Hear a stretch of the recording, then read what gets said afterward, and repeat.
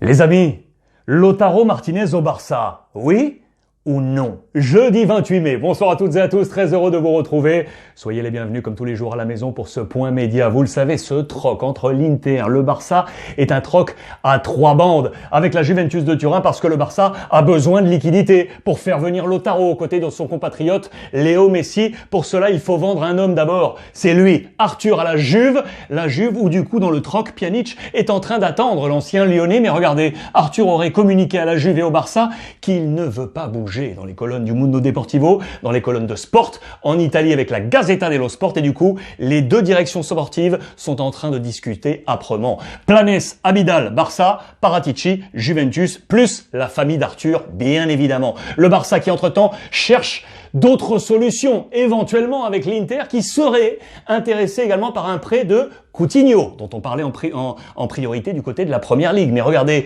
Coutinho a déjà évolué du côté de l'Inter Milan. 2008, acheté à Vasco de Gama, 3,8 millions d'euros. On l'a laissé là-bas prêter. Retour à l'Inter en 2010. Prêt de nouveau à l'Espagnol en janvier 2012. Il repasse par l'Inter. Puis, le transfert définitif à Liverpool, c'est en janvier 2013 pour 13 millions d'euros. Le beau chevelu va-t-il retrouver les couleurs noires et bleues de l'Inter Milan? Affaire à suivre. L'Inter qui, ça y est, vous le savez, a trouvé l'accord avec le Paris Saint-Germain pour Icardi. Oui, Icardi, l'option d'achat était à 70 millions d'euros. On nous parle de 60 millions d'euros pour Paris pour conserver Icardi. Du coup, l'Inter chercherait un nouvel attaquant pour la saison prochaine. Souvenez-vous, 2014, on a travaillé avec le Real pour Morata. On aimerait peut-être retravailler avec le Real pour le prêt de Jovic pour la saison prochaine, à moins que on vise ce nouveau visage. Regardez, le Brésilien Matheus Cunha. Si vous le connaissez, il est en Bundesliga.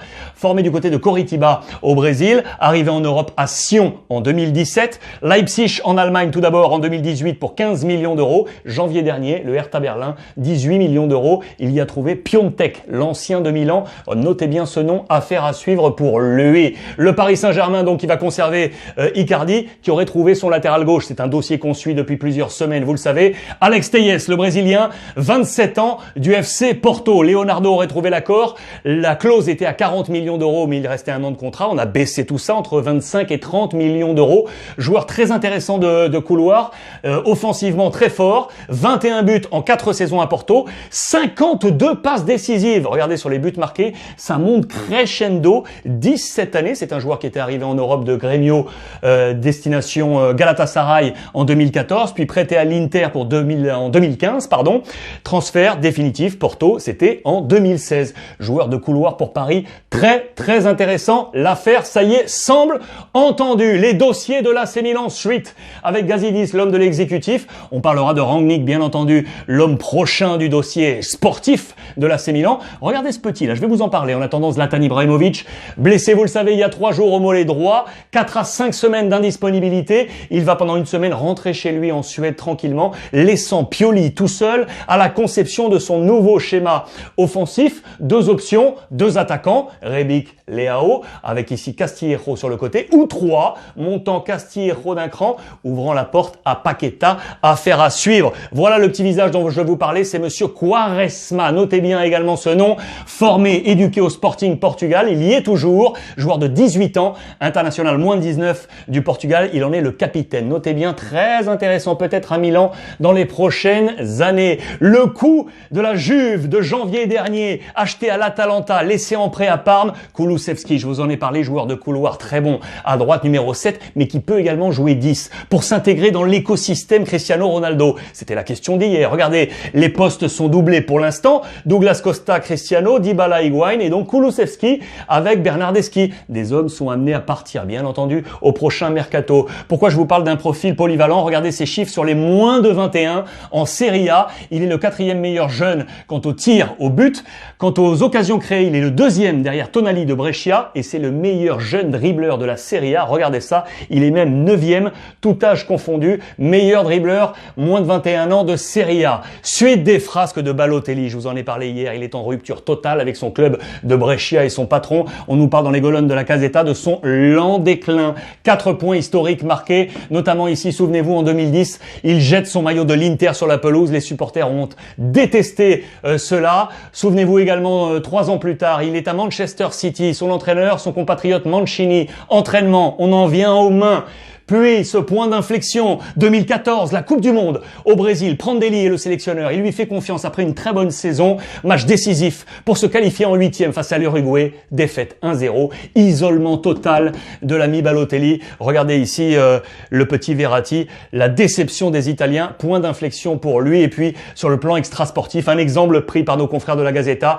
Il y a quelques mois, du côté de Naples, il a mené un pari, 2000 € avec cet homme pour lui demander de se jeter à l'eau à scooter. L'homme l'a fait, 2000 €, rattrapé par la police. Ça n'a pas du tout été apprécié par le public du côté de l'Italie. On file en Espagne, on demande la régénération du Real Madrid. Un changement de garde, les trentenaires sont là, Marcelo, Sergio Ramos, Modric. On est dans l'attente des prolongations de contrat.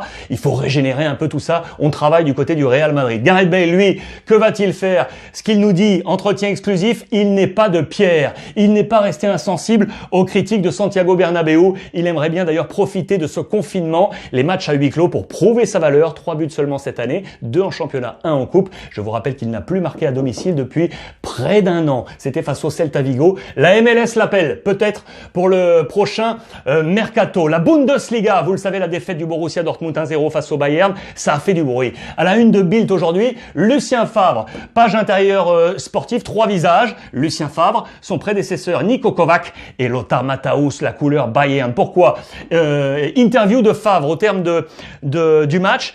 Il aurait déclaré parler de son avenir, certains mots qui ont été happés par des journalistes, également par Lothar Matthäus qui nous dit que il pense que Lucien Favre voudrait quitter le navire Borussia avant le terme de ce contrat. Lucien Favre, pas content du tout des propos de Lothar Matthäus, entretien dans les colonnes de Bild, c'est intolérable, c'est inacceptable, je veux aller jusqu'au bout de mon contrat 2021, j'ai la confiance totale de l'organigramme sportif avec Watzke et Zorc, il veut rester. Matthäus qui avait glissé le nom de Niko Kovac, voulant faire une comparaison, est-il moins fort, l'ami Favre, que Kovac? Pas du tout aimé tout ça. Merci à Pat Guillou, notre consultant allemand qui m'a aidé sur tout ce dossier. Affaire à suivre pour Lucien Favre qui avait quitté à 2 reprises la Bundesliga, quittant notamment le Berlin et Mönchengladbach. Il avait quitté Nice également pour rejoindre le Borussia Dortmund. L'éphéméride de ce 28 mai. 7 finales de Ligue des Champions se sont jouées un 28 mai.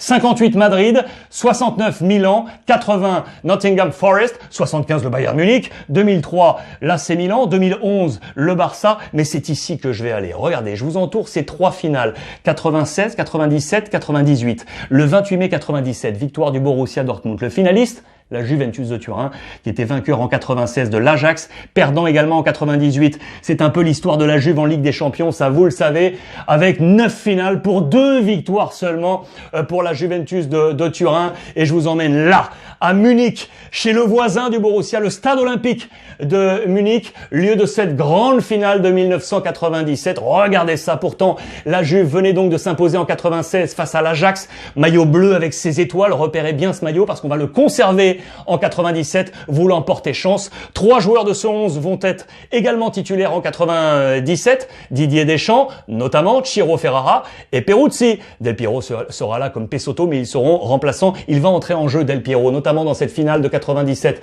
Voilà, 97. Le même maillot, l'étoile qui change un petit peu ici, qui est bleu et non jaune. Didier Deschamps est toujours là, mais regardez le nouveau. C'est lui, c'est monsieur Zinedine Zidane qui arrive à la Juventus de Turin. On est à l'été 96, il arrive en provenance des Girondins de Bordeaux. 3,5 millions d'euros pour former avec Didier Deschamps un milieu de terrain de feu pour encadrer la formation de Marcello Lippi. Mais face à eux, il y avait ce grand Borussia Dortmund d'Ottmar Hitzfeld avec les Chapuisat, les Sammer ici présents. Le Borussia va s'imposer 3-1. La Juve va toucher 2 fois les montants avec Zidane, avec Vieri, mais il y a du Riedle à 2 reprises pour mener 2-0 à la mi-temps. Del Piero va entrer, 2-1, puis 3-1 pour le Borussia Dortmund qui va s'imposer champion d'Europe en 1997. Bravo au football allemand qui, je vous le rappelle, a été le premier à reprendre en Europe. Pour revoir l'ensemble des éditions, comme d'habitude, les réseaux sociaux, le hashtag Ruiz Club. Un grand merci à monsieur Gianni et pour son soutien, monsieur Bruno. Comme tous les jours, les amis, profitez des vôtres.